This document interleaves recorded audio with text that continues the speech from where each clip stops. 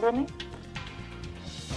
Hola, ¿qué tal? Estamos aquí en la Tequila, en el Comercio Internacional. Estamos transmitiendo desde nuestras instalaciones y el día de hoy pues vamos a hablar de un tema muy importante acerca de lo que viene siendo la facilitación aduanera.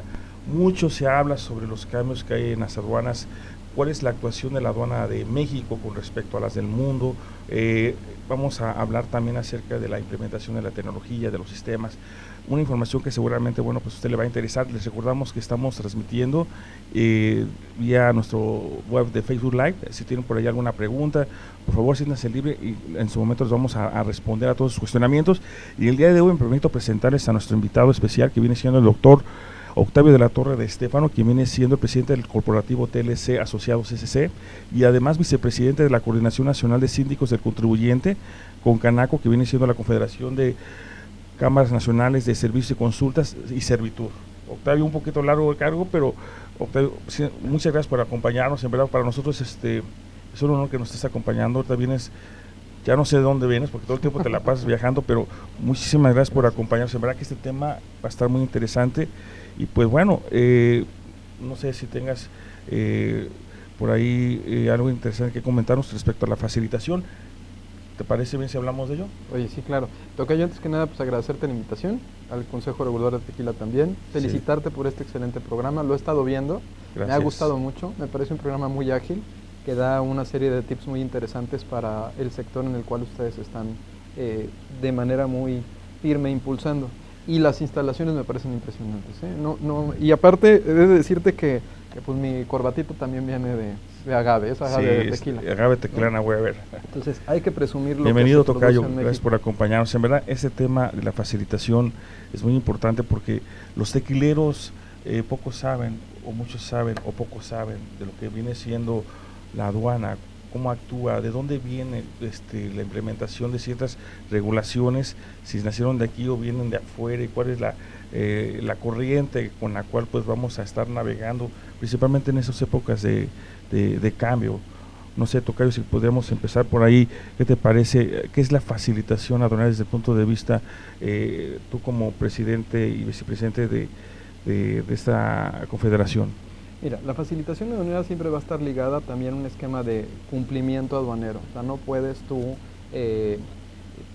limitar exclusivamente a que te abran una puerta, no a que implementes un sistema, ¿no? Si de una u otra manera la forma en la que puede perfeccionarse los esquemas de facilitación aduanera es a través de un concepto que nosotros venimos reinventando, que se llama aduana esbelta. Una aduana esbelta tiene diferentes características y tendrían que ver con situaciones reales que tú has vivido, ¿no? La duplicidad de criterios o la duplicidad de actividades, ¿no? El que te diga no es que no es en esta ventanilla, es en la otra, o que el criterio que yo tengo en la aduana es muy distinto al que se tiene en el centro. Y todo esto parte del marco jurídico. O sea, para empezar, ¿no? Tenemos que comenzar en esquemas de facilitación desde el marco jurídico, y si el marco jurídico de manera es efectivo, es eficiente, es claro, es simple, si es un marco jurídico que no se presta a discrecionalidades, si es un marco jurídico que no es subjetivo. Lo subjetivo es pariente de lo arbitrario. Entonces, desde el marco jurídico, desde la construcción de la ley, ¿no? Desde la construcción, si nos vamos desde la Constitución, los tratados, las leyes, los reglamentos, y en México, adicional los boletines, las hojas informativas, los lineamientos en Internet y las opiniones que se mandan por correo electrónico, todo eso configura la normatividad que tú tienes que aplicar para una sola operación. Toda esta normatividad, ¿no? Tiene que tener ciertos extremos, y esos extremos se tienen que encontrarse contenidos dentro de la ley aduanera. La ley aduanera nos debe de dar ese procedimiento a efecto de que se pueda llevar el traslado de las mercancías, tanto en la introducción como la salida, sin ningún contratiempo. Fíjate, Tocayo, que esto que tú mencionas es muy importante, y esto lo vemos en la práctica. Digamos, los tequileros muchas veces dicen, es que yo exporto por esta aduana, por Manzanillo, por Nuevo Laredo y Tijuana, y para un mismo asunto el criterio de las aduanas es totalmente diferente. Es el problema que a veces los tequileros dicen, es que aquí por esta aduana la tenemos que hacer así, por esta aduana, el mismo caso por esta aduana es así, y a veces hasta pensamos que tenemos 49 leyes aduaneras diferentes, porque la aplicación muchas veces es diferente en cada una, y eso es lo que hace, digamos, interesante este trabajo, porque de por sí el proceso de exportación y de importación es muy diferente dependiendo de la aduana que hablemos, Imagínate cuando hablamos de criterios, eso que tú te refieres, me parece muy buen tema que me gustaría que nos pudieras desarrollar, porque esto causa muchos retrasos y problemas para los exportadores porque luego no saben qué hacer. Mira, vamos a poner tres grandes círculos, sí, para entrar a la cuestión de ya la implementación tecnológica y lo que están haciendo otros países en su experiencia. Primer círculo que pondríamos en términos de facilitación aduanera, el que se conozca de manera plena, clara, precisa y contundente las obligaciones que se tienen exigidas por la ley, los derechos y las facultades. Me refiero a obligaciones, derechos y requisitos por parte de los usuarios de comercio exterior y las facultades que tiene la propia autoridad. Y limitar esa ley a que se establezca de manera clara cuáles son los extremos en cada una de las disposiciones. Si tú ves la configuración actual de la ley aduanera, pudieras identificar que para el 22 de diciembre va a tener más de 260 artículos, de los cuales en más de 150 ocasiones te manda a lo que el SAT establezca mediante reglas. En el momento que casi más de la mitad de los artículos que comprende la ley aduanera no te define los extremos de la norma, se presta a que se esté dando una serie de interpretaciones que se pueden estar modificando todos los días. Esa es una parte. En el término también de facilitación aduanera tendrías que ver, ¿no?, la comunicación que se tiene que tener al interior, la comunicación interna dentro del propio Servicio de Administración Tributaria, un poco aplicando las condiciones de lo que ustedes hacen bien. Ustedes tienen una comunicación interna. Los empresarios, para ser rentables, tienen que identificar que no se estén duplicando las funciones, que se tengan manuales operativos, que se tenga claridad en las líneas de acción que se van a llevar a cabo y, por supuesto, como ustedes y como nosotros tenemos un pacto mundial de la ONU anticorrupción, bueno, y ese pacto nos obliga ¿a qué? A tener códigos de ética, códigos de conducta y sanciones ejemplares para nuestro personal, ustedes también. Entonces son actividades que se tienen que implementar dentro de este marco que le llamamos aduana esbelta. Y el otro, las mejores prácticas.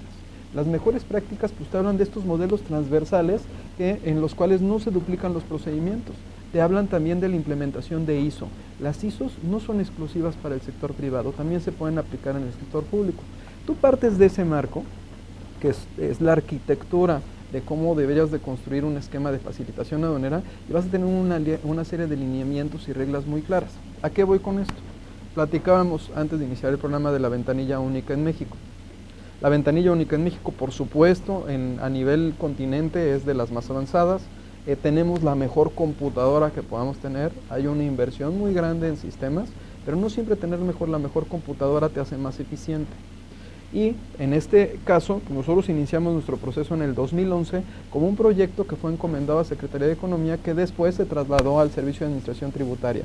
Con esto, obviamente, los objetivos de la propia ventanilla pues se vinieron transformando. Tú me decías que ustedes todavía no están en ventanilla única. Al 100% todavía no estamos en eso, ya estamos casi un clic. Y ya pasaron 7 años. 7 años. ¿No? Y arrancó en marzo.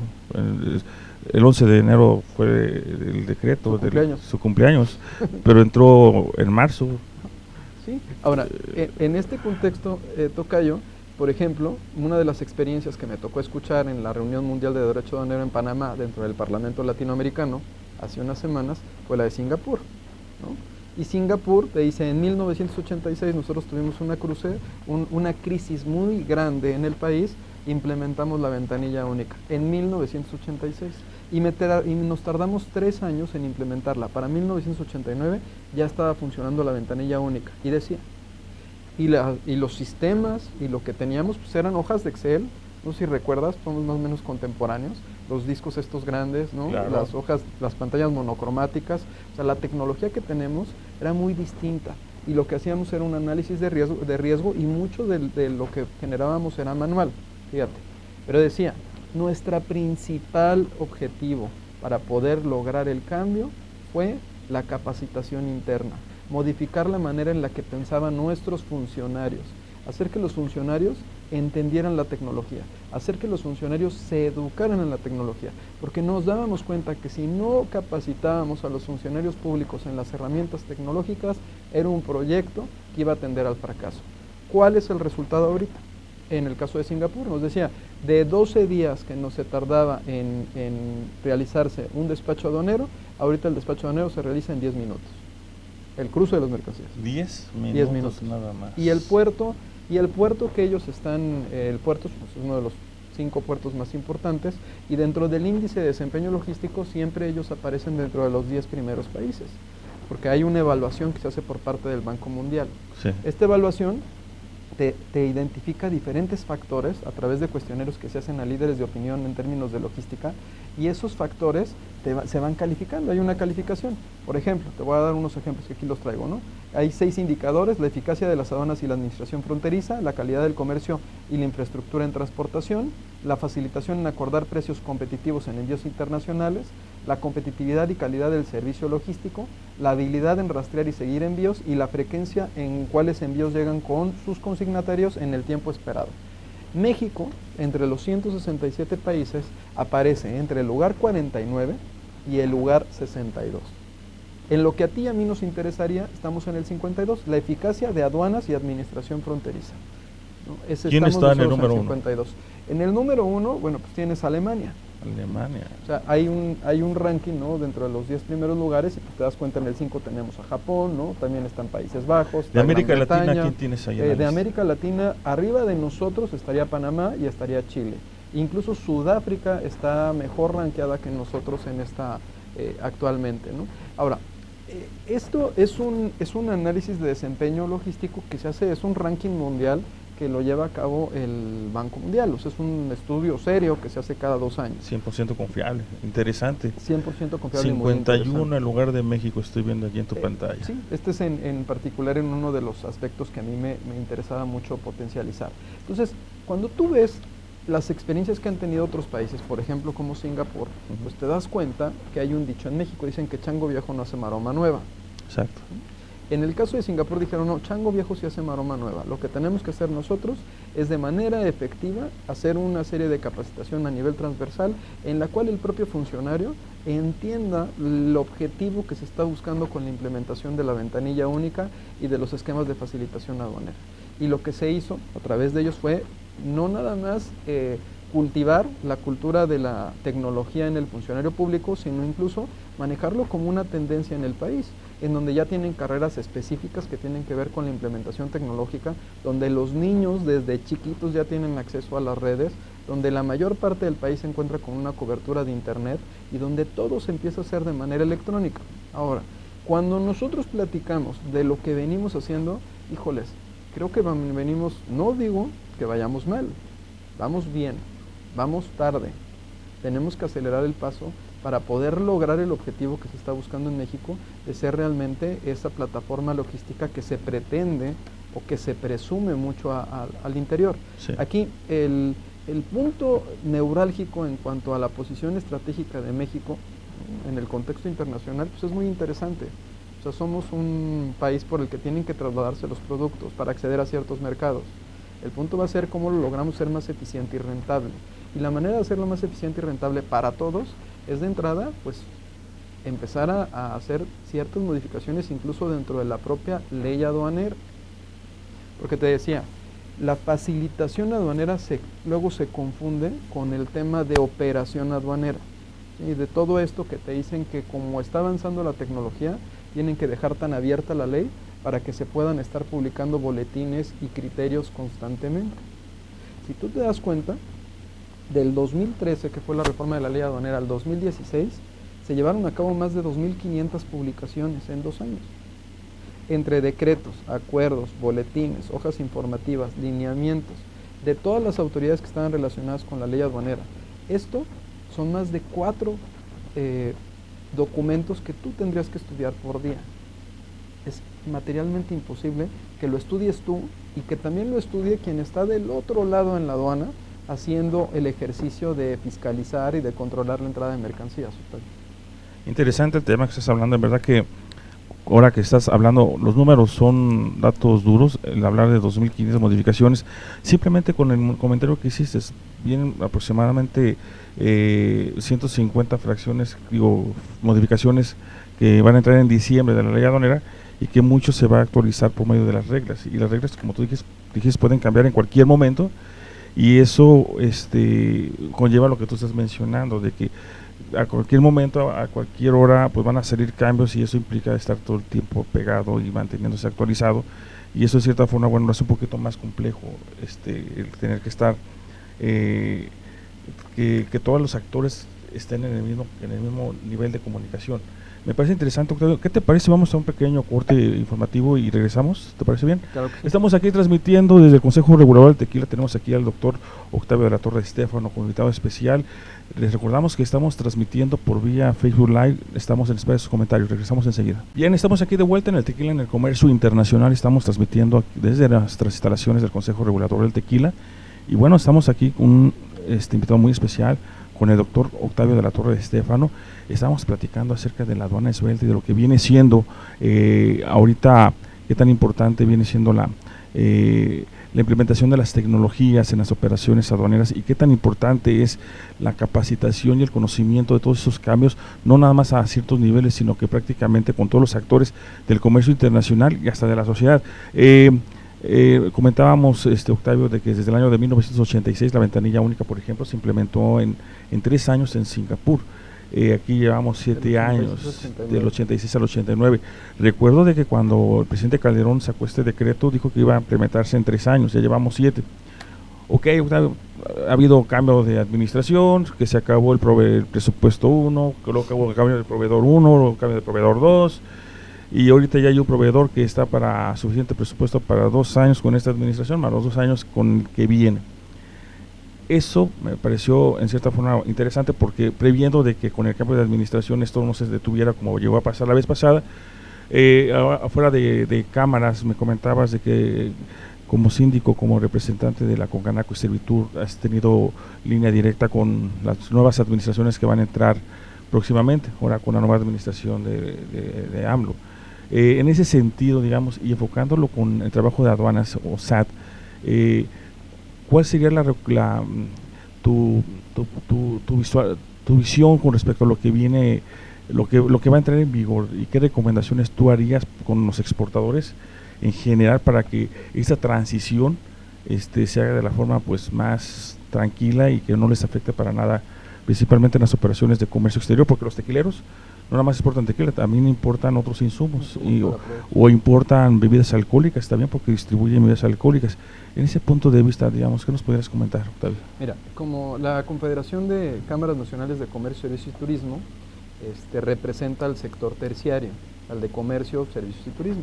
El sector terciario en México, ¿no?, en cuanto al empleo formal, se establece, de acuerdo con la información del Seguro Social y del INEGI, que representa más del 66% del empleo formal y en su conjunto genera más del 60% del PIB nacional, este sector en particular, ¿no?, que es el sector que lleva a la mesa los productos, ¿no?, en el cual tú generas los consumos. Existe una ley, que es la Ley de Cámaras Empresariales y sus confederaciones, que esta ley establece claramente que hay 2 organismos obligados de consulta para el gobierno federal. Lo dice la ley, CONCAMIN y CONCANACO. Son los organismos que cualquier modificación en las leyes y las normas que se lleve a cabo, que tenga un impacto en los sectores que representan por ley, deben de ser consultadas o solicitadas opiniones. Entonces, en ese aspecto lo que estamos haciendo es traer a la mesa la ley, que tiene ya varios años de haberse publicado, y estamos solicitando a las autoridades que nos corran traslado o que nos convoquen a consultas o que nos soliciten la opinión en algunas de las leyes o normas que se vienen transformando y modificando, con la intención de que se generen y se pueda aportar a algunas áreas de oportunidad que tienen las normas. Particularmente la reforma a la ley aduanera que se presenta de diciembre del 2017 a mayo del 2018, hubo más de 8 propuestas de reforma y modificación de la ley aduanera. Nuestra ley aduanera es la ley aduanera de los 90, es una ley aduanera que atiende a una circunstancia muy especial en el contexto internacional de libre comercio y que era necesaria que en esa época se publicara con ciertas modificaciones en las cuales las definiciones atendían a las obligaciones que México estaba adoptando a través de los acuerdos multilaterales que estaba firmando, ¿no?, y a través del Tratado de Libre Comercio con Estados Unidos y con Canadá, que tiene una motivación en particular. Y se quería tener una aduana, y lo decía, hay un dicho de Gil Díaz que decía que no podíamos tener que teníamos que tener aduanas de primera y no de tercera, con otras palabras, ¿no? Pero él lo decía muy claramente. Entonces, esa trayectoria de esta ley pues, ha sufrido diferentes cirugías. La última cirugía más importante fue la del 2013 y esta serie de reformas que se presentan, que son 8. De las 8 propuestas de reforma del de diciembre de 2017 a mayo de 2018, 2 ya pasaron. Y una en particular entra en vigor el 22 de diciembre del 2018. Está en un periodo que se le establece de vacatio legis. Esta última reforma, que está en proceso de entrar en vigor, tiene más de 18 áreas de oportunidad en los artículos que están reformando. Porque estábamos hablando que para poder implementar un esquema de una aduana invisible, tienes que tener una norma que sea perfecta, clara, contundente, simple, que no te permita un sesgo de discrecionalidad o de interpretación o de criterio. En el momento en el que se convierte en una norma que te va a permitir una interpretación distinta, un criterio distinto o una discrecionalidad distinta, eso se convierte o se transforma en perverso. Y esa perversidad se transforma en otra serie de situaciones que todos queremos combatir. Cuando tú hablas de una aduana invisible, pues tú estás hablando, ¿no?, del uso de la inteligencia artificial, tú estás hablando, ¿no?, de los análisis de riesgo que tiene que llevar a cabo la autoridad aduanera a efecto de ¿qué? De incentivar el 95% del usuario del comercio exterior mexicano que viene a hacer negocios para bien y controlar el 5%. ¿Sí? No al contrario, ha habido alguna serie de políticas que se implementan que son para controlar ese 5% que se porta mal, de acuerdo con estadísticas que tiene el propio Servicio de Administración Tributaria, pero que impactan al otro 95%. ¿Sí? O sea, no se da esa distinción. Entonces, puedes utilizar eso, el intercambio de la información en tiempo real, por supuesto los sistemas de IT, ¿no?, el desarrollo de un entorno electrónico aduanero, la conectividad de todas las secretarías que están vinculadas con el tema aduanero. O sea, volver a reflexionar cuál era la finalidad en principio de la ventanilla única. La finalidad en principio, como en el caso de Singapur, era reducir el trámite ante las aduanas. Y ponían un ejemplo. En Singapur, entre el 86 y 89, para hacer una operación se requerían 36 papeles, 36 trámites. En el 89 ya nada más uno. ¿Sí? A lo mejor los controles y el esquema era distinto, no se estaba generando una plataforma para poder tener un mayor control en términos de tributación y de fiscalización, sino el objetivo de la plataforma estaba totalmente diseñado para hacer mucho más ágil el proceso de despacho aduanero de mercancías. Y después iba subiendo una serie de variables con la inteligencia artificial que ahora se tiene, a efecto de que pudieras generar controles en específico en los sectores que quieres proteger, ¿no? La fusión de varias funciones aduaneras a través de una sola ventana. O sea, lo seguimos viendo en términos de la propia ley, de la propia aduana. Tú lo dijiste. Luego hay veces que hay 49 leyes aduaneras por el número de aduanas que tenemos o secciones en el país. Yo creo que te ha pasado. Y lo decías, como Consejo Regulador del Tequila, voy a una frontera y hay un criterio y una forma de operar, y si voy a otra, hay otro criterio y otra forma de operar, o estoy mintiendo. No, y te voy a decir algo, Octavio, te voy a decir algo, y eso es muy importante. Y eso lo estamos hablando también a nivel de aduanas, pero si nos vamos a nivel central, eso se repite dependiendo de la persona que esté en la silla, porque luego a veces uno como consejo pues ya tiene las líneas trazadas con ciertas administraciones, pero de repente hay cambio de funcionario y las personas que están en esas sillas traen otros criterios y eso te mueve de raíz todo lo demás, que mucho de lo que quizás se ha avanzado con las demás aduanas por un punto de vista muy en particular de quien esté a nivel central, le da la vuelta a la página totalmente y volvemos a iniciar de cero. Entonces esto es una experiencia que ojalá y esto no se esté repitiendo. Lo que tú hablas me parece muy interesante, pero esto también no nada más es en las aduanas, sino con las administraciones centrales. Caso contrario, hay veces que estamos en este punto y de repente llega alguien que quiere hacer las cosas y que tiene la voluntad y que tiene el conocimiento y que tiene el valor y el compromiso de querer hacer bien su trabajo y avanzamos 10 puntos más y vamos muy bien, pero digamos un paso para adelante y 2 pasos para atrás o viceversa es parte del escenario que yo creo que debemos de como privados ponerlo ante las autoridades, porque esto, cuando vamos para bien, qué padre, estamos navegando todos en el mismo canal y más que todo, ¿sabes una cosa, Octavio? Viendo resultados, tocayo, pero cuando de repente llega la inversa, todo lo que se había hecho en ese periodo se va para atrás, y es cuando tenemos que volver a empezar, y eso lo hace un poquito complicado, eso de ser un trabajo más esbelto, un trabajo más ágil, hablando de materia aduanera. Claro. No sé si eso tú Y en tu expertise te ha pasado. Esa es la parte que Es un desafío, como tú dices. una serie de áreas de oportunidad. Es como el vaso medio lleno y medio vacío. No sé si recuerdas el comercial ese, Sí. de hace muchos años. Yo lo veo medio lleno, no lo veo medio vacío. O sea, veo un área de oportunidad muy interesante que se puede, y una serie de espacios que se pueden venir llenando, ¿no?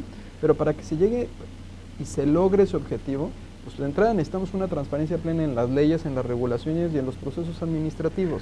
Ese es parte del Tocayo, disculpa que te interrumpa, pero ahorita el tiempo nos está mandando a un corte comercial. Qué rápido se va. Se va muy rápido, ¿verdad? Sí. Bien, estamos aquí transmitiendo desde las instalaciones del Consejo Regulador del Tequila. Estamos entrando a un tema muy interesante y vamos a hablar de los desafíos que debemos de enfrentar a los organismos privados con el objetivo de poder trabajar más fácilmente con las autoridades. Regresamos enseguida. Bien, estamos aquí de vuelta en el Tequila en el Comercio Internacional, estamos transmitiendo desde nuestras instalaciones. Un saludo muy especial para los alumnos que están estudiando la licenciatura en Comercio Internacional en la UNIVA, que nos están mandando por aquí saludos especiales a todos ustedes. Y pues bueno, volviendo al tema, Tocayo, estábamos hablando sobre aduana esbelta, y hay una palabra que tú pusiste en el escenario antes de irnos al corte sobre el desafío. Sí, es un área de oportunidad, ¿no? Y las áreas de oportunidad pues tienen que ver con la arquitectura, ahora sí como le decimos, la arquitectura aduanera, ¿no? Para lograr esta aduana esbelta, pues tienes que, lo repito, ¿no? Es hacer un análisis a conciencia de cómo está construida en México el tema jurídico legal, ¿no? Con una serie de indicadores que nos puedan hablar de una transparencia real en términos de la ley aduanera, de las regulaciones y de los procesos administrativos. Otro punto que lo vemos son los procedimientos aduaneros previsibles y que no estén abiertos a decisiones. O sea, son procedimientos estándar, que ya se tenga claro cuál va a ser la forma en la que va a aplicar, que tú puedas en todas las aduanas del país tener el mismo procedimiento, porque a ti te implica también costos. O sea, como Consejo Regulador de Tequila, porque lo viví también cuando fui funcionario, ¿no? Que llegáramos y dijéramos, es que eso que se estaba haciendo ya no se estaba haciendo bien, pero es que así se hacía. El hecho de que se hiciera no quiere decir que fuera correcto. Eso es también. donde esas palabras, te digo porque las viví, ¿no? Entonces esas palabras atienden a un esquema en el cual se permite que la ley te da esa amplitud en cuanto a la posibilidad de que de manera discrecional se pueda llevar a cabo una interpretación de un proceso, cuando un proceso tendría que ser muy transparente y muy lineal y pudiera tener una total trazabilidad, y eso nos permiten incluso los sistemas. Y esa era parte de la intención original de la ventanilla única, ¿no? Por supuesto, esto tiene que estar alineado con mecanismos de responsabilidad que reduzcan el estímulo a la corrupción. Cualquier disposición que genere tenga un sesgo de subjetividad se transforma en arbitraria, y esa arbitrariedad te genera una diversidad de opiniones, cuando la ley es una, ¿sí? Y la forma de cumplirla es una. Entonces ese sesgo que existe pues también es un fomento a los esquemas de corrupción, y ahí pudiéramos hablar también, por ejemplo, de las multas.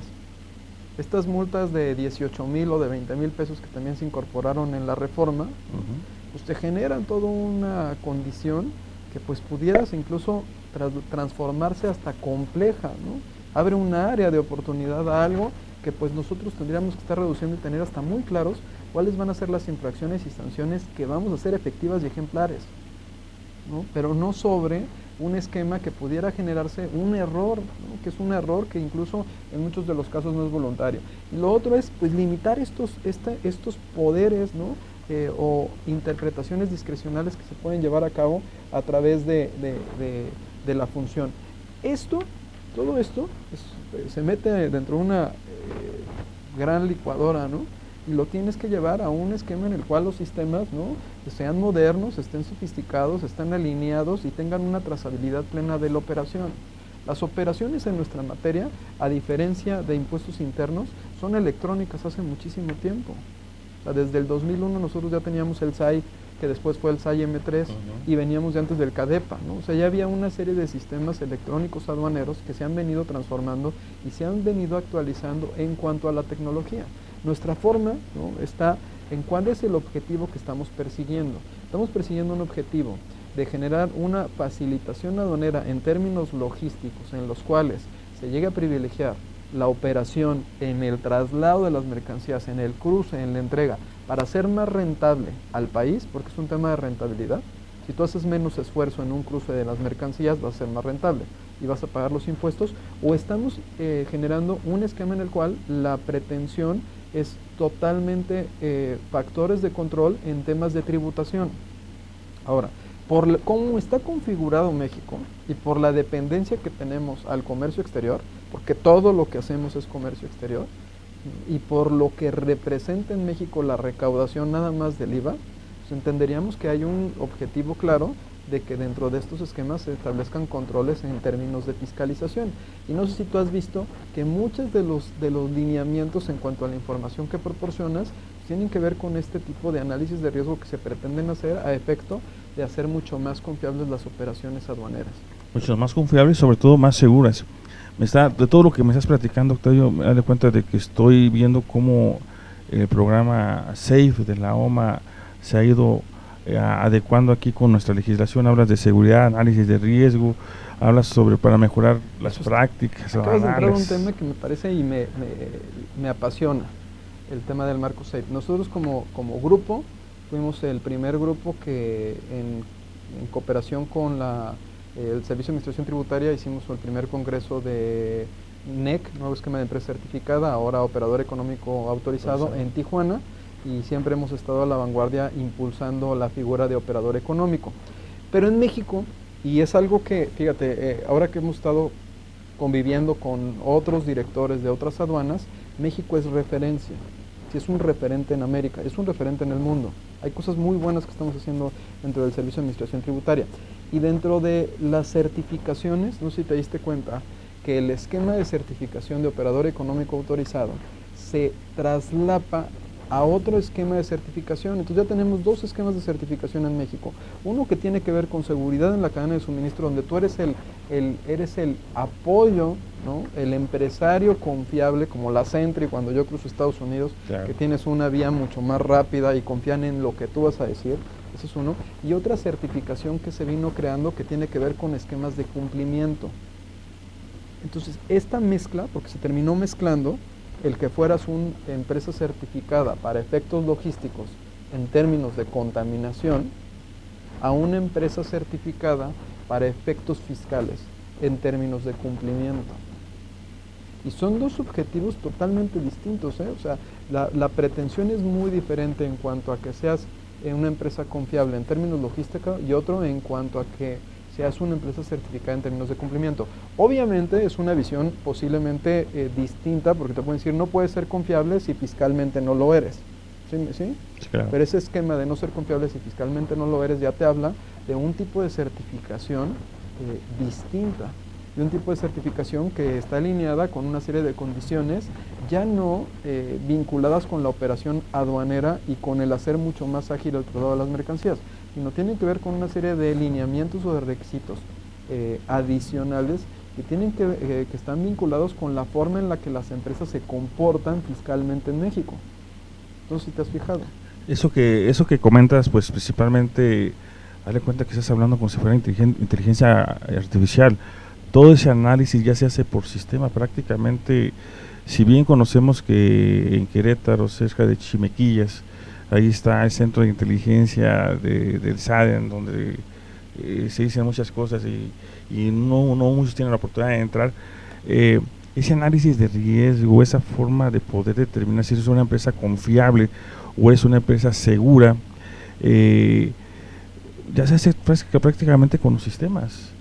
O sea, ya cuando llega un importador, luego con su RFC, ya tienes todo su historial y automáticamente ya sale el análisis de riesgo y ya de forma intrusiva te hacen la revisión o te hacen por ahí, facilitan las operaciones también. Eso en cierta forma, bueno, pues hace más eficiente las operaciones para los que se portan bien, para los que están bien, para los que hacen las cosas bien. Y por parte de la autoridad, pues también es una forma de facilitación de información para poder detectar a aquellos que no hacen las cosas como se tienen que hacer. Entonces, eso si tú hablas, por ejemplo, tocayo, lo ponemos en un contexto de un antes y un después, por eso mencionabas en un inicio que pues, Panamá tiene el ranking número 1, porque aparte ha modificado su legislación que indirectamente impacta en su comercio internacional, y también algo que también ha hecho que en las aduanas sean más rentables, de que las autoridades aduaneras pueden actuar, tienen otras facultades que la de México no tiene, que pueden hasta actuar por oficio para poder cuidar lo que viene siendo esa seguridad y eso que marca el programa SAFE. No sé, ya casi nos vamos a corte, pero por ejemplo, el Consejo Regulador ha participado en varias escenas de programas de lucha contra la piratería a nivel América Latina, y siempre el número 1 era Panamá. Pero ya cuando estudiamos el por qué Panamá ocupaba ese ranking, pues por las zonas francas. Por las zonas francas, y aparte porque su legislación les permite por oficio que las autoridades aduaneras puedan detener y sancionar. En cambio aquí, por ejemplo, una de las cosas que todavía le podría faltar a la autoridad aduanera es de que pues puede auxiliarse de las demás autoridades para poder lograr sus objetivos, pero ellos por oficio no pueden, por ejemplo, en materia de propiedad intelectual, en materia tienen que llamar al INPI o cuestiones y demás.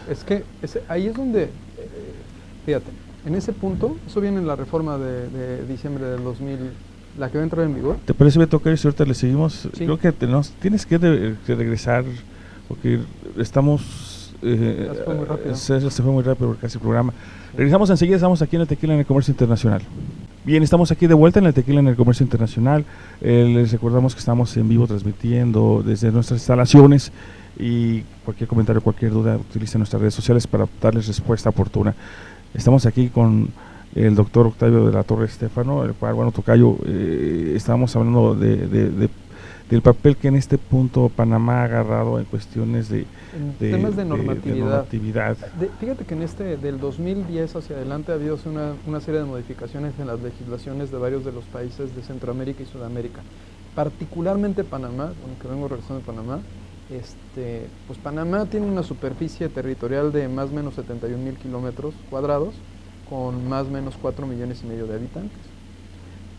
Baja California, nada más Baja California, son 75,000 kilómetros de superficie, y empadronados seguramente son como 2 millones, pero pues sabemos que hay mucha gente que vive que no está empadronada, que sí llegamos a los 4,5 millones. Estás hablando de una distancia muy grande, nada más en superficie territorial y en número de habitantes. Estamos hablando de un estado contra un país. Si eso lo trasladamos a Japón o Alemania, bueno, si tú ves el número de personas, por ejemplo, la superficie en estos dos países, aquí te lo voy a dar el dato, ¿no? En el caso de Japón, la superficie es de 377,000 kilómetros cuadrados, con una población total de 126 millones de habitantes. México, 127 millones de habitantes, y nuestra superficie es de más de 1,964,000 kilómetros cuadrados. Alemania tiene 82 millones de habitantes y tiene una superficie de 357,380 kilómetros cuadrados. En términos de superficies y en términos de habitantes, date cuenta la oportunidad que tenemos nosotros como país, porque estamos hablando que posiblemente estos países sean del tamaño de 1 o de 2 estados, de la República de 32 que tenemos. Pues en términos de logística y de infraestructura también nosotros tenemos un gran reto, porque estás hablando de la dimensión o el tamaño. Claro, si te vas contra Rusia, pues Rusia son 17 millones de superficie con 11 usos horarios, pero pues tiene también como 120 millones de habitantes. ¿Qué tienen en común? ¿No? Porque es la parte en la que tenemos que voltear a ver lo que ya hicieron otros países. O sea, no podemos mantenernos en una especie de sentimiento perpetuo de reinventar lo que ya existe. Incluso es una cultura que se está viniendo a implementar por los jóvenes, ¿no? Que son nuestro mejor activo en México, el usar lo que existe y mejorarlo. Si tú te vas y haces un comparativo, donde estuve también en Japón, y vas y estás en Hiroshima, y volteas a ver y te enteras que ahí fue donde cayó la bomba atómica y que sobrevivieron 3 personas, y ves la infraestructura y ves la ciudad de un país que perdió la Segunda Guerra Mundial, dices, no es posible. ¿Cómo hicieron esto? Y luego ves la implementación en términos de aduana y los sistemas que tienen en aduana y la forma en la que llaman las operaciones y te das cuenta que no hay comercio informal, ¿no? Que todo el comercio se hace, que no se maneja casi efectivo, que los comercios que están en las calles están totalmente empadronados, que existe una trazabilidad y una alineación total. Y te vas a Alemania y te das cuenta de lo mismo y también te percatas que son países que en población y en superficie son inferiores a ti, que en recursos son inferiores, porque Japón es una isla, una península, ¿no? Que tiene una serie de necesidades a la importación de productos para poder generar sus procesos productivos, pero que son países que se dedicaron a invertir en otro tipo de industria, una industria más vinculada con el conocimiento, con el desarrollo, con el intelecto, ¿no? Entonces todo esto, por supuesto que tiene que ver con el tema aduanero. O sea, las experiencias que tenemos que nosotros retomar son las de las mejores prácticas de los países que se encuentran rankeados dentro de los primeros lugares, tropicalizándose a las necesidades que tenemos en México y las oportunidades. ¿Y por qué te lo digo? Porque en lo que tú y yo estamos aquí platicando, o sea, así en estos 60 segundos que estamos platicando, en lo que yo encuentro el dato este que te quiero dar, fíjate, en Google recibe 3.8 millones de búsquedas en 60 segundos. En WhatsApp procesa 29 millones de mensajes. Se suben 243,000 fotos a Facebook y Twitter recibe 350,000 tweets en lo que lo acabo de decir. O sea, ve la agilidad, ¿no?, con la que se está manejando lo que es la información, porque eso también es comercio. Esto es comercio de servicios. No nada más el comercio está en las cosas, hay comercio también internacional en otro tipo de datos, en servicios y en las cosas. Entonces, todo esto, ¿no?, pues te lleva a que las herramientas y los sistemas están, pero no por tener la mejor computadora vas a ser más eficiente. Entonces tu principal obstáculo es seríamos en este caso nosotros mismos en cuanto a ver cómo realmente esas plataformas electrónicas las podemos implementar y las conocemos, pero sería una cuestión totalmente cultural de capacitación. Es algo que se tiene que decantar con la sociedad, es algo que le tienes que poner el chip a la sociedad en su conjunto, nosotros también. O sea, tú ya controlas todo tu negocio desde un teléfono. Yo puedo controlar mis operaciones aduaneras desde aquí, en teoría yo puedo hacer mis facturas desde aquí, en teoría yo puedo incluso ver mi contabilidad desde aquí y entrar a mis bancos, ¿no? Pues todo va hacia una cuestión en la cual la información que se transmite por medios electrónicos y que se almacena en estas redes a través ya no nada más de la que está centralizada, sino de lo que se maneja ahorita como blockchain o todo lo que está implementándose a nivel internacional como nuevas tendencias, beneficiaría también al control aduanero y a la facilitación aduanera, ¿no? Porque estas herramientas te hacen que sea más confiable la información. Y es donde, pues, no nada más los sistemas tienen que estar adaptados a estos análisis de riesgo, sino los procesos reales. Eso se tiene que trasladar a que tú lo vivas en el traslado a la aduana, a que tú lo vivas en ese cruce, porque la información la tienes previa. O sea, ya no se da el que, no viene de China y va a llegar en un mes y cuando lleguen los papeles y la época del fax, no sé si te acuerdas. Claro. Ahorita la transacción la hiciste de manera inmediata y la información la puede tener el Servicio de Administración Tributaria o cualquier servicio de administración de aduanas del mundo, la tienen previamente e incluso la comparten. Y hay una serie de construcción a nivel internacional que están haciendo en términos de cooperación las aduanas de los países, que es muy interesante porque la información la tienes previa a la entrada del producto. Entonces, previa a la entrada del producto tú puedes identificar incluso plenamente si el producto es pirata o no es pirata, si tiene autorización o no tiene autorización. Ojo, tú decías en el segmento anterior algo respecto al que las autoridades aduaneras no tenían facultades para inmovilizar productos dentro de las aduanas cuando se trate de piratería. Porque la configuración y la construcción de nuestro sistema jurídico pues nos establece una serie de condiciones que están desde la Constitución y que tienen que ver con la certeza jurídica y la seguridad jurídica, bueno, y hasta las facultades que pueden tener las autoridades. En la propuesta de reforma que va a entrar el 22 de diciembre de este año, ya se establece en un artículo que las autoridades podrán inmovilizar las mercancías, tratándose de los supuestos que tú estabas señalando, sin que tengan un oficio de la autoridad competente. O sea, como facultad, ellos tendrían la facultad plena de en ese momento ver algo y decir, pues esto me parece que, y me parece pues, que es piratería de X marca, y pues me parece que, y con ese me parece que, pudieran inmovilizar los productos. Entonces aquí estás hablando, aquí vamos nosotros con los esquemas de facilitación aduanera. O sea, todo este tipo de actividades tienen que estar dentro de una plataforma que es la ley, y esa ley tiene que ser muy clara. Entonces, aquí tendrías que ver no nada más que tengan las facultades para detener, sino quién es realmente el especialista para determinar si efectivamente el producto es o no es pirata. Y lo puedes ver incluso con importaciones de las importaciones paralelas, ¿no? O sea, son muchas veces productos que no son piratas, pero a lo mejor la persona que los está importando no tiene la autorización para distribuirlos en México.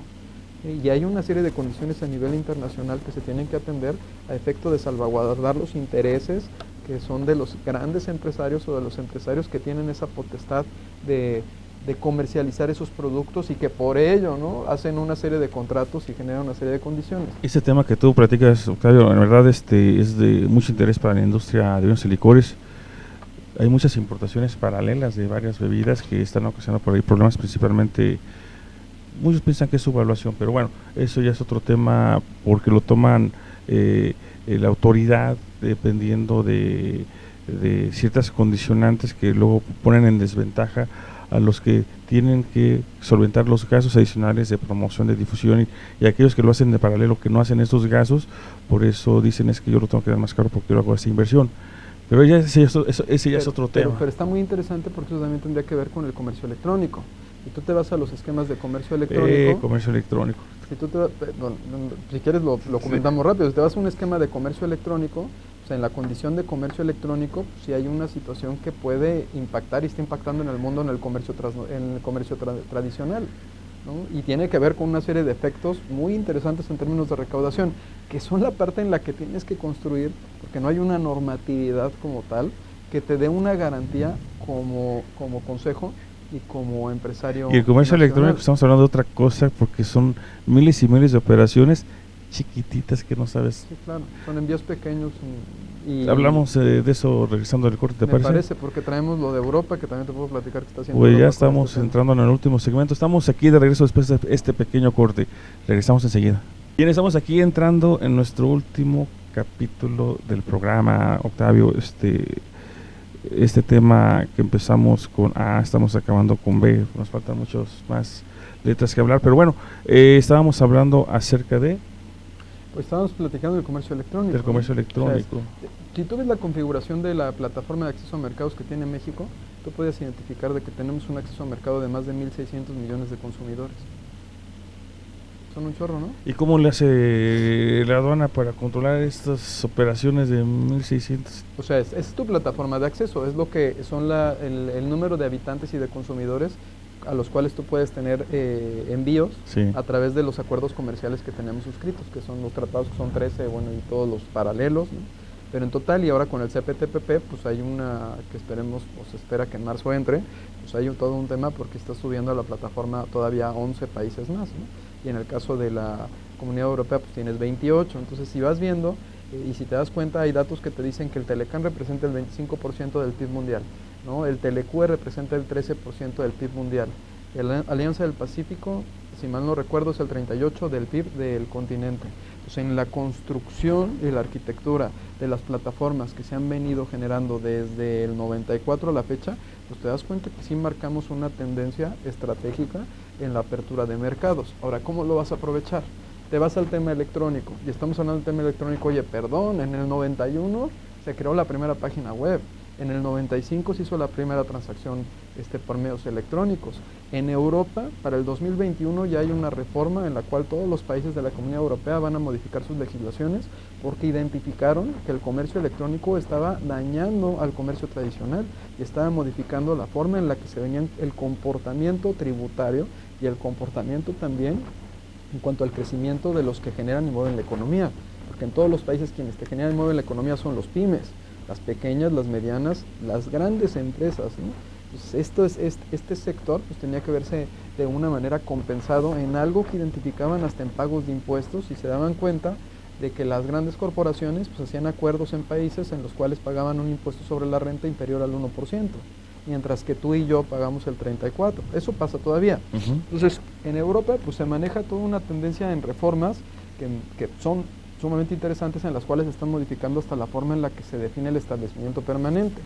Y se está tratando de modificar a un establecimiento permanente virtual con una serie de condiciones en las cuales estos 28 países se pusieron de acuerdo. Pero también esta Comunidad Europea, Unión Europea, pues ya funciona como una unión aduanera desde hace 30 años, o sea, no ayer, o sea, es no hay fronteras, no hay aduanas, no sé si, o sea, funcionan como un bloque y funcionaron como un bloque en términos aduaneros mucho tiempo antes de que se creara esta comunidad. Y en el caso de América tiene lo mismo, hay una serie de unidades, de uniones aduaneras que se vienen conformando en Centroamérica que son muy interesantes, ¿sí? Entonces, bueno, y nosotros en el tema de lo que estamos viendo como México, pues hay una gran área de oportunidad en la materia legislativa y en materia normativa del comercio electrónico, que es una tendencia que no puedes parar. Es un tren que partió hace más de 20 años, que no lo vas a detener porque es un tren bala, y que si no te subes, ¿no?, te va a atropellar. O sea, es algo que no puedes incluso controlar, sino lo que tienes que hacer es ver cómo lo incentivas, cómo generas mecanismos que permitan a los consumidores contar con las garantías suficientes de que los productos que está adquiriendo cumplen con cierta calidad, ¿no?, que cumplan con, bueno, porque vas a decir, a través del comercio electrónico no cumplo con las normas. A ti te afecta. Claro. O sea, aparte de lo que ustedes han venido protegiendo y que son un organismo que es sumamente respetado en el mundo, ¿no?, es el trabajo que ustedes han hecho exitoso en el posicionamiento de ¿qué? Del tequila. El posicionamiento y la protección a un sector que es, ¿qué? 100% mexicano, ¿sabes? O que el producto es orgullosamente nacional. Entonces este tipo de ejercicios como el que ustedes generan como consejo son ejercicios que son ejemplares, que han venido a ser más eficientes, porque también dentro de tus medidas no nada más está el que se controle que el producto tenga la calidad y que esté certificado por ustedes a través de las normas, sino también el que sea ágil y que sea rápido el traslado de los productos. Esas mejores prácticas que tiene el sector de la iniciativa privada generan una gran área de oportunidad para que en una real convivencia entre el sector privado y el sector público se puedan incorporar mejores prácticas en políticas públicas con el próximo gobierno. Tú me preguntabas, ¿y el próximo gobierno cómo está? El próximo gobierno, la experiencia que hemos tenido es un gobierno que en las reuniones que han habido es receptivo, es un gobierno que tiene una intención de escuchar al empresario, de incorporar las propuestas que se presenten, obviamente propuestas que sean serias, que sean reales, que estén acompañadas de una estadística y un análisis, no que sean meras ocurrencias, ¿no?, que pudiera pasar. Entonces es un gobierno que tiene la intención de mantener los esquemas en cuanto a plataformas de facilitación aduanera con un ingrediente muy particular que a ti te va a gustar, ¿no?, con un ingrediente que está totalmente vinculado con el apoyo al industrial mexicano, al productor nacional, al pequeño, al mediano y al grande comerciante mexicano, ¿no? Es posiblemente sea una forma en la cual se pueda ver diferente las cosas. Y hay un proyecto que está impulsando la Secretaria del Trabajo y Previsión Social, Luisa Alcalde, de Jóvenes del Futuro, ¿no?, en el cual se pretende reducir la brecha de entrenamiento de los jóvenes a través de unas becas.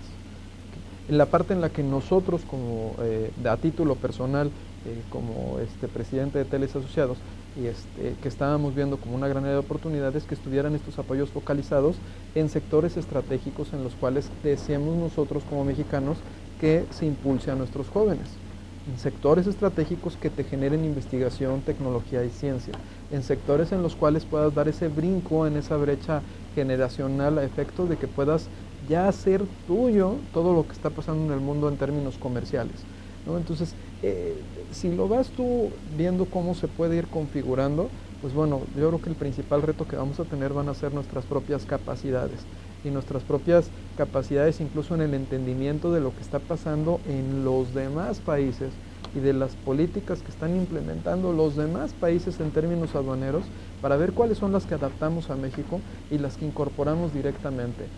Hay una situación particular que siempre nos sucede como seres humanos, ¿no?, que siempre creemos que tenemos una verdad que es absoluta y siempre pensamos que a partir de que nacemos se inventó el mundo, ¿no? Y históricamente nos han demostrado las experiencias, ¿no?, que eso no funciona. Entonces, en este contexto, visualizo, ¿no?, en los próximos sexenios, y espero que tengamos una aduana que no le digan experta por los errores que comete, ¿no?, sino que tengamos una aduana que atienda con todo el marco que ya tiene, porque este sexenio fue muy bueno en términos de infraestructura, que tenemos una gran inversión en términos de ciencia y de tecnología y de sistemas en materia aduanera, que todo esto termine de cuajarse y que se vea reflejado en un índice de desempeño logístico en donde todos ya podamos hacer un trámite con un solo documento, ¿no? Que estén incorporadas tus, bueno, ¿cuánto tiempo tienes tú con tu, tú ya tienes de mucho tiempo con... ¿No, la ventanilla única? Sí, o sea, llevamos 7 años implementándolo y todavía estamos a punto de, ya estamos casi. ¿Para cuándo la van a lanzar? En cuanto hay un detallito que estamos viendo con la autoridad de que se defina, ya te lo platicaba fuera de cámaras, es cuestión nada más de ver ese detalle, y es que prácticamente aquí lo que también tenemos que buscar es ser más eficientes y eficaces en esa materia, pero sin perjudicar a la industria. Claro. Entonces eso ese punto lo veíamos desde un punto de vista como consejo y como industria, y bueno, seguimos y no damos todavía un paso adelante si es que si ese punto no queda todavía resuelto. Tocayo, ¿qué crees? Se nos acabó el tiempo. Se nos acabó el tiempo. Se nos acabó el tiempo. Una última recomendación muy breve, digamos, ¿qué recomendación le harías a aquel empresario tequilero exportador ante lo que viene? ¿Qué le recomiendas brevemente? El empresario tiene que estar a la vanguardia en términos de sistemas y de implementación, sobre todo en la condición de capacitación. Hay esquemas de compliance, que nosotros le llamamos compliance fiscal y aduanero esbelto, que tienen que ver con una tendencia de la manufactura esbelta de Toyota, que posteriormente se transformó en finanzas esbeltas, y en el caso particular con nosotros hace más de 15 años en un cumplimiento fiscal y aduanero y esbelto. Estos esquemas de cumplimiento para nuestros amigos empresarios tienen que ver con esas pequeñas actividades que tienen que realizar todos los días a efecto de que se privilegie la continuidad del negocio. Esto obviamente te hace que generes un cumplimiento totalmente esbelto y que no estés dejando todo como los mexicanos somos, al final o al ratito. Estos esquemas de compliance tienen que ver con que ellos identifiquen plenamente cuáles son las obligaciones que tienen, que están exigidas por la ley, incorporen esquemas de adelgazamiento en términos de estructura y de administración de las áreas de comercio exterior, incorporen las mejores prácticas con todos estos códigos de ética y con todo este proceso corporativo, pero también con las mejores prácticas que hay a nivel internacional, con modelos transversales que les permitan hacer eficiente, y sobre todo, lo que te dije hace rato, que no les digan expertos por los errores que cometen. En México y en el mundo, los errores en materia aduanera son muy caros, son muy costosos, porque te va en juego la continuidad de tu negocio. Entonces estos errores se pueden evitar a través de toda esta serie de procedimientos y lineamientos que también se hacen ya por sistema, en los cuales nosotros hemos marcado como firma, o hemos tenido el privilegio de marcar tendencia en varios de estos esquemas, ¿no? Que les tenemos plataformas de control de riesgo para operaciones de comercio, tanto para empresas IMEX como para empresas importadoras nacionales, y muchos de ellos pues tienen que atender a una profesionalización de las áreas aduaneras. O sea, vemos que se da con mayor tendencia a una profesionalización en aspectos de asesoría, de consultoría, de seguimiento, de capacitación en las áreas de impuestos internos, y luego no volteamos a ver a las de comercio exterior, ¿no? Y las de comercio exterior, incluso en unidades y en personas, llegan a ser en número inferiores a las otras, y no te das cuenta que a lo mejor tu principal objeto dentro de tu negocio es que pases una aduana. Entonces, donde debes de focalizar parte de tu análisis de riesgo y de toda esta tendencia internacional, tendría que estar vinculado con el objeto que tienes tú como corporación o como empresa.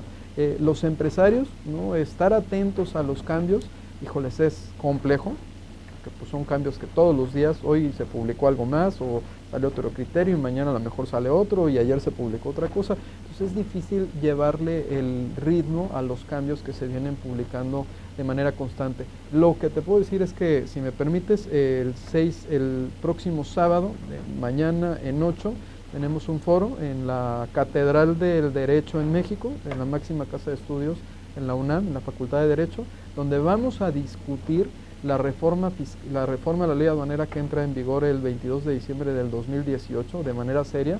Hemos identificado más de 20 situaciones que vulnerarían los derechos de los usuarios de comercio exterior. Me refiero a los importadores, exportadores, transportistas, me refiero a ustedes, que son situaciones que vemos que son delicadas, que incluso llegan a modificar la teoría del despacho aduanero a nivel internacional.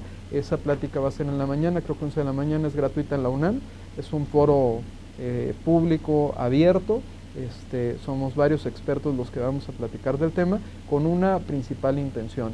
Y la intención que tenemos tanto como TLC asociados como en mi caso vicepresidente es mejorar la competitividad de México, ¿no? Con una aportación de mejores prácticas y con la intención de que nuestro país realmente esté en el lugar que merece estar. Lo has dicho, hay que tener suficiente información para poder actuar en materia de comercio exterior. Un error se traduce simplemente en dinero. Así es. Y con eso cerramos el programa, Octavio. Muchísimas gracias. Tuvimos por aquí al doctor Octavio de la Torre Estéfano, que viene siendo presidente del corporativo TLC Asociados SC y quien también tiene la vicepresidencia de la Coordinación Nacional de Confederaciones Nacionales de Servicios y Consultas con Canaco. Octavio, muchas gracias por habernos acompañado, interesante el tema, y pues para ustedes que están atrás de pantalla, ya lo saben, aquí es muy importante estar al tanto, estar al corriente de toda la información que se va generando en materia de comercio exterior, porque el desconocimiento no exime de las consecuencias. Mi nombre es Octavio García, gracias Fausto como siempre por el apoyo de la producción, y nos vemos en nuestra próxima edición. Muchas gracias Octavio, nos vemos pronto, aquí tienes tu casa. Gracias. Estamos en el Tequila en Comercio Internacional, nos vemos en nuestra próxima edición, hasta pronto. Gracias.